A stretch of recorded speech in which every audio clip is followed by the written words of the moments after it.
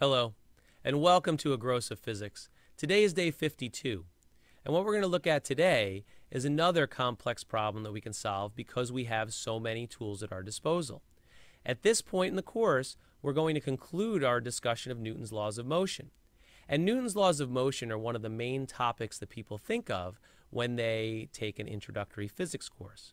The law of inertia, F equals ma, and the action-reaction pairs are the basis of many of the problems that people are asked to solve in physics courses. And at this point, you've gone through a number of practice problems dealing with forces. And this is one of my favorites that I've come up with, and I call it the Icy Jeep Dilemma.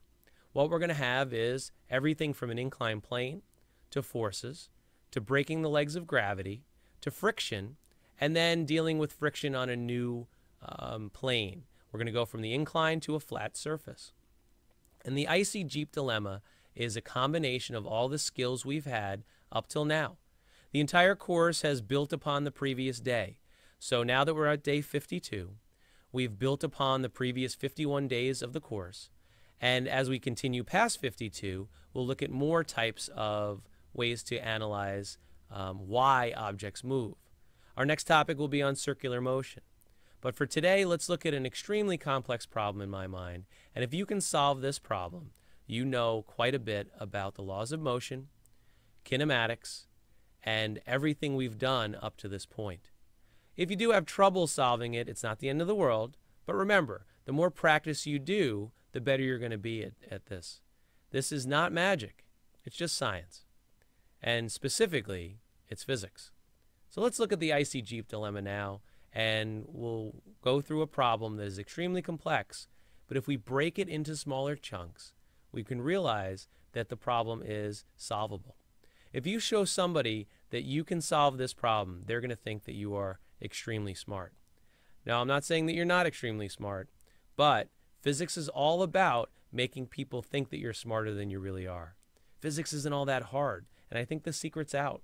It's just a matter of working hard, practice problems, and understanding that what we learn today will help us solve problems tomorrow. And each day, if we can do that, we'll move through the entire course, the entire gross of physics, and at the end of this, you're going to know quite a bit about introductory physics. And hopefully this will be a springboard for you to take more complex physics courses in the future, possibly advanced placement or collegiate level courses. So let's look at the Icy Jeep Dilemma now and not look too far forward into the future, but just focus on today and the Icy Jeep Dilemma. Thank you.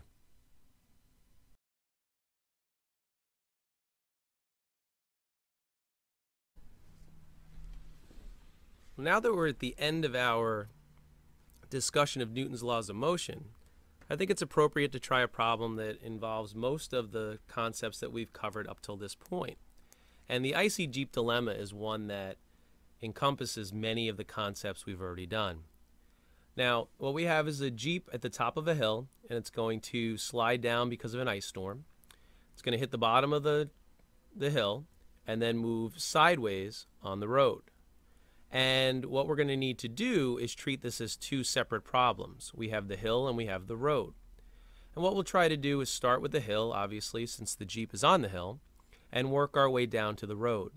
And this is a problem that is going to involve a number of different variables, a number of givens, and just reading the question can take some time. But remember, in any problem, what you want to do is break it into smaller chunks and then use those chunks as manageable pieces that we can solve. Now, we have a Jeep on a hill. We have a height of 4 meters. I'm assuming that's going to need the length of the hill itself so that we can find perhaps final velocity at the bottom. What happens is the Jeep slides down, moves on the road, and then there's a tree at the other end. And the question is, does the Jeep hit the tree? So there's friction involved in both surfaces. The friction changes. And like I said previously, this is a very complex problem. Now, first things first, let's find the length of this hill. If we have the height and we have the angle, then what we can do is use opposite over hypotenuse. So sine 10 equals 4 meters over the hypotenuse, and that'll tell us how long the hill is. So if I do cross multiply, I'll have hypotenuse over here, sine 10 on the other side, so it'll be 4 divided by sine of 10, and we're going to get 23.04. So 23.04 meters is the length of the entire hill. Now that being said, what we're going to use our free body diagram for is to figure out the acceleration of the vehicle. So, free body diagram. Force gravity down. We're going to blog, F parallel, F perpendicular. We have a normal force up, and we have friction opposing it. Now I'll start with the mass inside, 1500. And the mass is so big it comes out of the box. But let's find the force of gravity, 1500 times 9.8. And we're going to get 14,700 newtons. That's a big force, but Jeep's a big vehicle. Now, F parallel, FG sine theta. I didn't put the angle. Let me put that there, 10. So it's 14,700 times the sine of 10.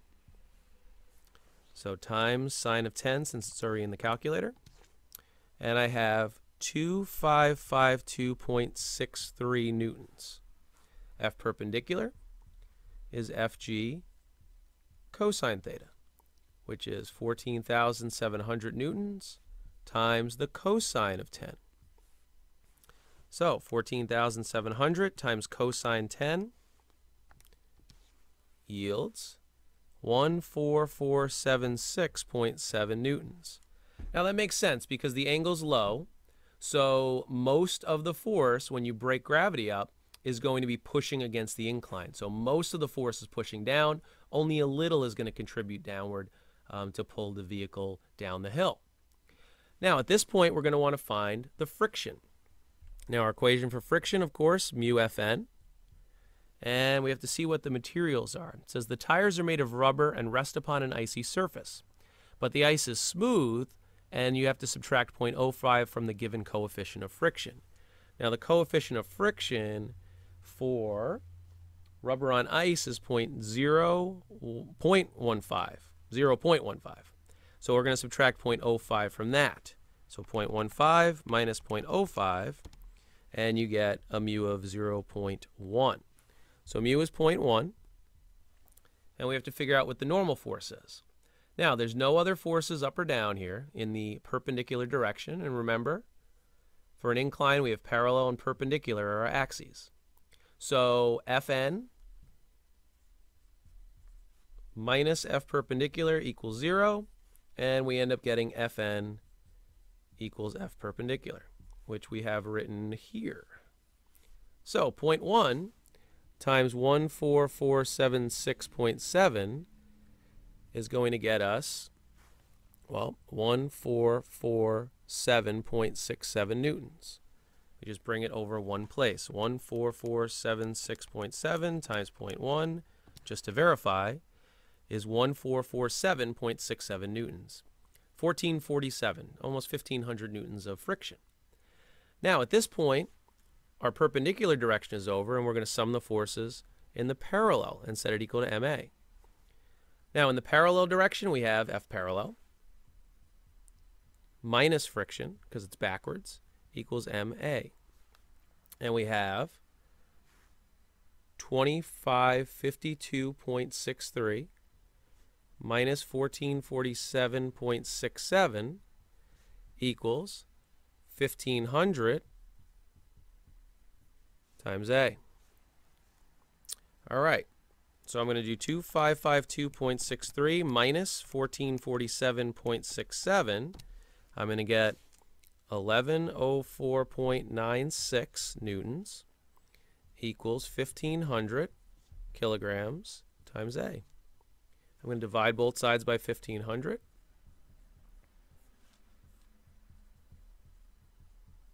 And I'm going to get the acceleration is 0.737 meters per second squared. Now all of that was to figure out the acceleration. And what we're going to have to do next is determine how fast it gets to the bottom of the road. And then we'll deal with what happens when it gets to the road. And remember, when we get to the end of one problem, the final velocity here is going to turn into the initial velocity for the next part. Let's reset, and then we'll get some room, and we'll continue the problem there. So all the work we just did was to get the acceleration of the Jeep, and that was a lot of work just to get one number, but that's how we have to solve for the next part, and that's going to be the final velocity at the bottom of the hill. So if we start with VI is 0,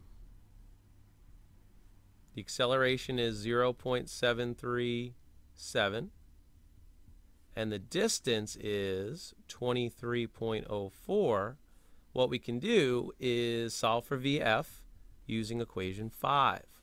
So VF squared minus VI squared equals 2AD. VF squared is what we're looking for, minus 0 equals 2, 0.737 times the distance, which is 23.04 meters. So I'm going to take 2 times 0.737 times 23.04, and I'm going to get 33.96, but that's VF squared equals 33.96. Take the square root, second square root, second answer, and you have VF is 5.83 meters per second. So the next step is that we're going to need to figure out what happens on the road. And what I'll do is I'll reset again, and we'll look at just the road. So at this point, the hill is complete. We're done with the hill. We know everything we can know about the hill. The only thing we might want to find is the time. That's not asked for in this question. And what we'll do is solve for just the road at this point, using the fact that VF is going to turn, for VF for the hill, is going to turn into VI for the road. So we're going to use that information with the road, and we'll go from there. All right, now let's look at the road. And the road is a flat section. So if we draw a free body diagram for the road, we have 1,500 in the box, force of gravity down, normal force up, and gravity's not pushing it forward anymore, but there is friction opposing the motion. So the free body diagram is much simplified compared to what we've been doing with inclines. Now once again, 1,500 times 9.8 is 14,700 newtons. And since there's no other vertical force other than normal, they're going to be the same in this case. All right, so friction is mu Fn. So we have to look up the mu. And it says the street has been sanded, which is the same coefficient as dry rubber on asphalt. So 0.67 times 14,700 newtons, and that's going to get us our force of friction, which is 9,849 newtons. Now, looks like there's no other forces acting on the Jeep at this point. So, minus friction equals MA, because it's backwards. 9,849 newtons equals 1,500 times the acceleration.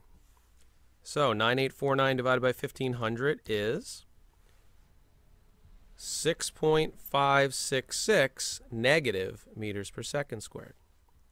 So that is the acceleration on the road, A, negative 6.566 meters per second squared. This A was for the hill, so we'll keep that separate. This is road. All right, what else do we know about the road? We know it's 10 meters wide, so D is 10 meters. And here's what we're trying to do. Does the Jeep hit the tree? So what I'm going to do is figure out how far, that's what we're going to do. we're going to figure out how far the thing moves so that it stops. So our givens list will be as follows.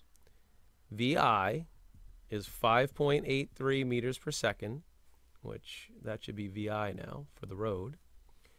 A was negative 6.566 meters per second squared. And VF is 0. And what I'll do is I'll find D and then compare it to 10. That 10 is not going to be used right now. Now to find that, I'm going to do VF squared minus VI squared equals 2AD. 0 squared minus 5.83 meters per second quantity squared equals 2 negative 6.566 meters per second squared times D. That negative is going to stay here. This negative is going to stay here. So when we bring them together, the two negatives should cancel out. All right, 5.83 squared equals 33.988. I'm going to divide it by 2, and then I'm going to divide it by 6.566. And I'm going to get the distance to be 2.59 meters. So that means for this to start at 5.83 and then stop, we've only gone 2.59 meters. So it does not hit the tree.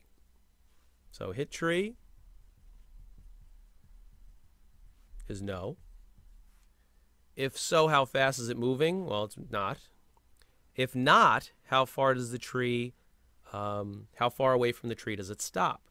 Now, if the tree were 10 meters away, and I only went 2.59 meters, the difference is how far away I am from the tree. So 10 minus second answer, because it's still in the calculator, I'm going to get 7.4 meters. So the sand in the road helped the vehicle slow down and stop. And in fact, it stopped well before the tree, over 7 meters away. So the Icy Jeep Dilemma, very complex. We had to treat it as two separate problems. And within the two problems, there were nuances that we had to look at.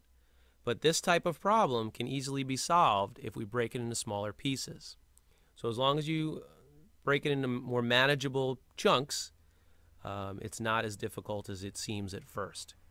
So don't be overwhelmed by all the work we did. Realize that you have the ability at this point in the course to solve problems just like this.